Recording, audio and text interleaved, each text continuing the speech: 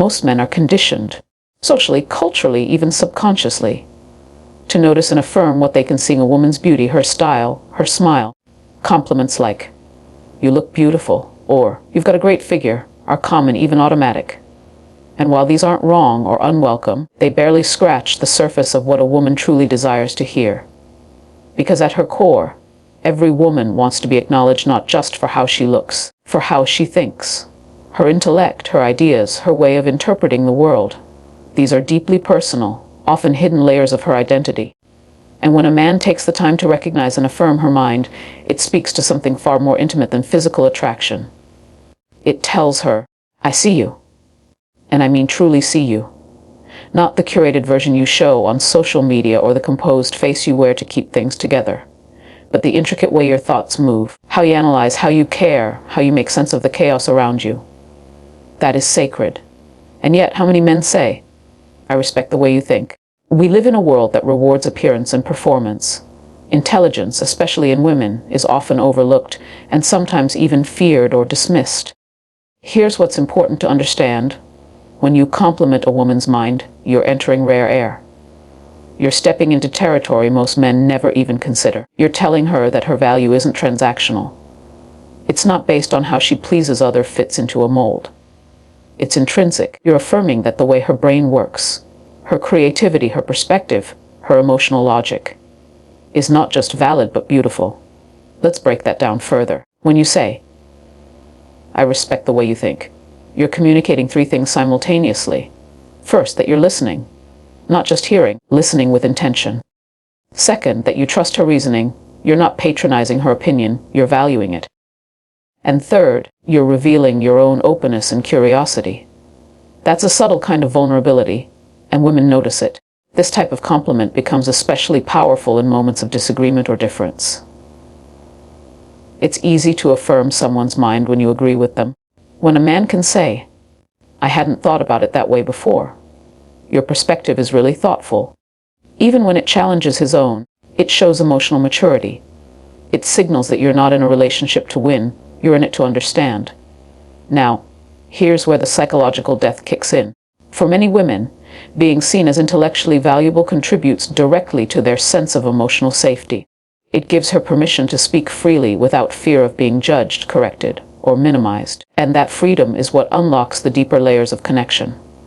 Emotional, intellectual, and yes, even physical, because the brain is not separate from attraction. It's part of it. A compliment to her mind is a compliment to her soul. Philosophically, it's a return to essence. We're so used to performing our identities that we forget our identities are formed by how we think. And when a man honors that, when he sees beyond the image and into the internal architecture of a woman's mind, he's reaching for something real, something whole. He's not relating to her as a role, girlfriend, wife, coworker.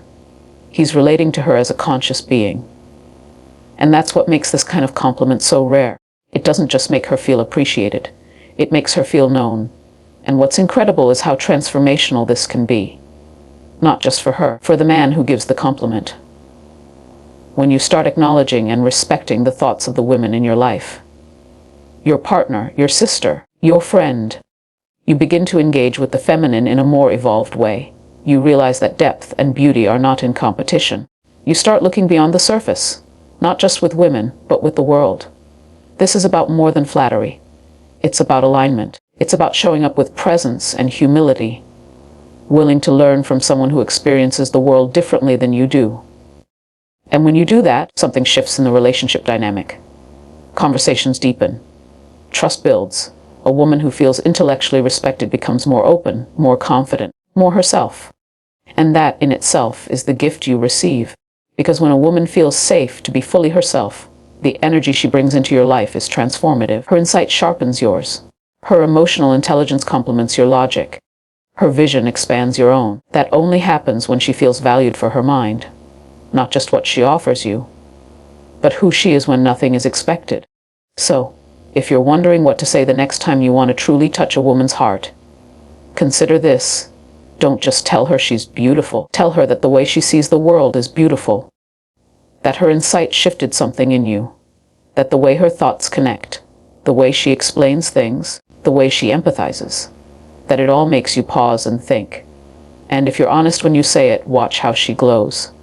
Not the kind of glow that comes from vanity, the kind that rises from being fully seen. Because in the end, the most meaningful compliment isn't about her body, her outfit, or her accomplishments. It's about her essence. Her mind is not just a tool, it's a part of her identity. And when you respect her thoughts, you respect her. There's a certain kind of compliment that bypasses ego and taps straight into the soul. It's not loud, it's not romantic in the traditional sense, and yet it has the power to stir something deep within a woman's identity. When a man says to a woman, "You make me want to be better," what he's really saying is, "Your presence in my life is transformative." And there are few things more meaningful than knowing that who you are, not what you give or do, but who you are, inspires growth in another person. Most people go through life unconsciously looking for validation. We want to feel significant. We want to know that we matter. What's often missed, especially in romantic or close relationships, is this powerful truth. It's not just love that people crave. It's impact. A woman wants to know that her existence in your life actually shifts something. That her energy, her ideas, her emotional intelligence, her example, make you want to rise. That's not about flattery. That's about resonance. Here's the thing. Women are natural catalysts, not because they try to be, because their very nature often invites reflection, challenges complacency, and evokes depth. When a man is truly present with a woman, not trying to fix her, possess her, or impress her, but witness her, something begins to stir in him. He's faced with a mirror. Her grace may highlight his rough edges. Her discipline may confront his distractions. Her emotional honesty might expose the emotional armor he's been hiding behind. And in those moments, average man may retreat. But a conscious man will recognize the gift. When you tell a woman, "You make me want to be better," you are doing something profound. You're acknowledging that her being, not her effort, is influencing your evolution. Her values, her courage, her thoughtfulness, her boundaries, even her silence, are teaching you that without saying a word, she challenges you to grow. And most women won't ask for this kind of recognition, but they feel the absence of it deeply. Because when they give of themselves, not perform, be, and it goes unseen, it creates a quiet ache. A woman begins to feel like her presence is being consumed, not received. Think about that. How often do we praise someone for what they do, but ignore the ways they shape us? That influence is invisible, but it's not insignificant. In fact, it's one of the highest forms of connection. To say, "Because of you, I'm more mindful," or "You've made me reflect on how I communicate," or even, "You've helped me see parts of myself I'd been avoiding." That kind of compliment carries weight. It's not performative. It's relational, and it doesn't mean she's perfect. It doesn't mean you idolize her or put her on a pedestal. It simply means that something about her presence unlocks the parts of you that were dormant. She doesn't have to preach to inspire. Her example is enough. Her integrity is enough. The way she lives her truth is enough. And when you tell her she inspires you to be better, not for her, for yourself, you're giving her the kind of affirmation that reaches beyond the surface. Psychologically, this speaks to a woman's desire for meaning. Many women, consciously or not, carry the emotional labor of others. They're often the ones creating emotional safety in relationships. Managing empathy, anticipating needs, can be exhausting. And when none of that impact is mirrored back to her, she starts to feel invisible. So when you recognize that her presence is actually elevating you, you're telling her, "I see your influence. Don't take it for granted." That kind of acknowledgement restores her sense of purpose. Philosophically, it connects to the idea that relationships are not just about companionship. They're about transformation.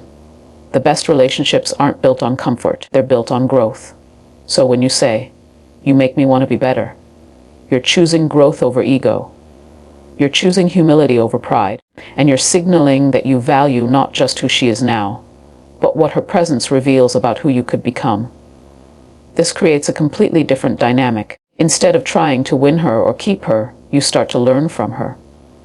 And instead of feeling pressure to perform, she feels empowered by the quiet knowledge that she makes a difference. That her life, her choices, her presence are not just background noise, but background music. She is a rhythm you move differently to. And this isn't about pretending to be inspired to impress her. That's manipulation. This is about honesty. If she really does make you think deeper, love harder, communicate more consciously, say it. Mean it. Let her know that she didn't have to bend over backward to earn your praise. She just had to be herself. Because for most women, that's the deepest compliment of all, to know that simply being who they are makes the people around them rise. So the next time you feel that shift inside you, when her strength challenges your passivity, clarity confronts your confusion, when her patience humbles your impulsiveness, don't let the moment pass. Say something. Let her know, because that kind of recognition doesn't just affirm her, it elevates the relationship. And when a woman feels that kind of impact, she doesn't just open up, she invests. She pours into you with a different kind of love, one that's rooted not in obligation, but in belief. She believes in your becoming, because you've acknowledged hers. There's a compliment most men never think to say, not because they don't mean it, but because they don't understand how deeply it matters. It's not about praising her beauty, her accomplishments, or even her actions. It's about honoring her essence. It's when you look at a woman and say, I love who you are, not just what you do. That sounds simple, but for many women, it's the one thing they rarely, if ever, hear. You see, most women are conditioned from a very young age to associate their value with performance. Be helpful, be pretty, be polite-eated, be useful. So over time, even the most self-aware woman can begin to internalize this idea that her worth is tied to what she produces, what she offers, what she fixes, what she gives. She becomes the emotional anchor, the organizer, the supporter, the achiever. And while she might take pride in those roles, a quiet question starts to echo in the back of her mind. Would I still be loved if I stopped performing? That's where this compliment becomes so important, because when a man looks at her, not in a moment where she's done something extraordinary, but in the stillness of her being, and says, I love who you are, it disrupts the cycle. It tells her that she doesn't have to earn your love through effort, that her value is not conditional. Her existence alone, her energy, her soul is enough. Think about how rare that is. We live in a culture of metrics and results. Even relationships have become transactional in subtle ways. What do you bring to the table? How do you add value? These questions may sound pragmatic. They slowly erode something sacred. Because when love becomes a performance review, intimacy becomes a job. And no matter how strong a woman is, there is something deeply exhausting about constantly trying to deserve love. When you offer this kind of compliment, you're not just affirming her. You're creating space for rest, for authenticity, for presence. You're telling her, I see the parts of you that don't need to try. The way she thinks when no one's watching, the lightness in her laugh, the way she holds silence, her emotional complexity, her unfiltered self. Not the role she plays, but the person she is underneath the roles. That's what you're celebrating. This isn't about ignoring or minimizing her actions. Of course, you appreciate what she does. But it's important to separate who she is from what she gives. Because when the two become fused, love starts to feel like labor.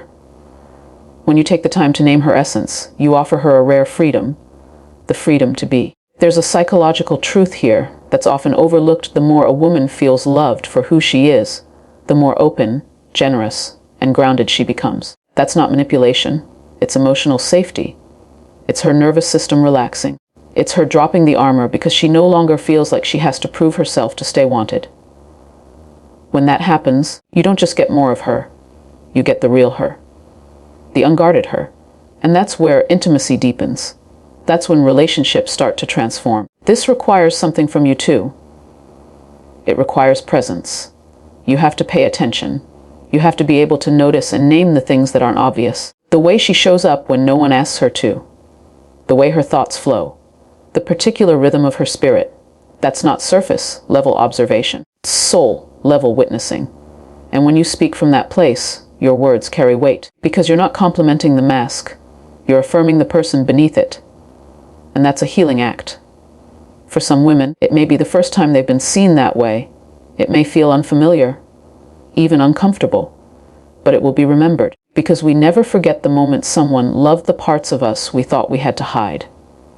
There's also a philosophical angle to this. To say, I love who you are, is to reject the commodification of connection. It's to resist the pressure to constantly do in order to be worthy. It's a rebellion against the idea that love must always be earned. And in its place, it plants something far more powerful: unconditional presence. A love that doesn't demand performance but invites presence. That's what most women are starving for. Not praise, but permission. Not to be more, to finally just be. So how do you do this? It starts with reflection. Ask yourself, when do you really see her? When she's checking boxes or serving others? But when she's just herself? Can you name those moments? Can you speak to them? Because those are the ones that matter. Those are the moments when she's not trying, and yet still profoundly affecting your life. That's where love lives, not in the effort, but in the essence. And when you tell her that, when you make it known, you'll notice something shift. She'll stand a little taller, breathe a little deeper. Her energy will change. Not because you gave her something she didn't already have, because you mirrored it back to her. You reminded her that who she is, in her purest form, is not just acceptable, it's beautiful, it's enough. Here's the truth that rarely gets spoken, one of the deepest compliments a woman longs to hear, yet almost never does, is this: you don't have to be perfect with me. Think about that. In a world where women are constantly expected to present their best, carry emotional weight silently, and never falter, telling her she's allowed to be imperfect is more than kindness. It's liberation. So many women walk through life armored, not because they want to be, but because they've had to be. They've been taught, both subtly and directly, that their softness makes them weak, their emotions make them unstable, that their vulnerability is too much. And what do they do with that? They adjust. They shrink parts of themselves, overcompensate.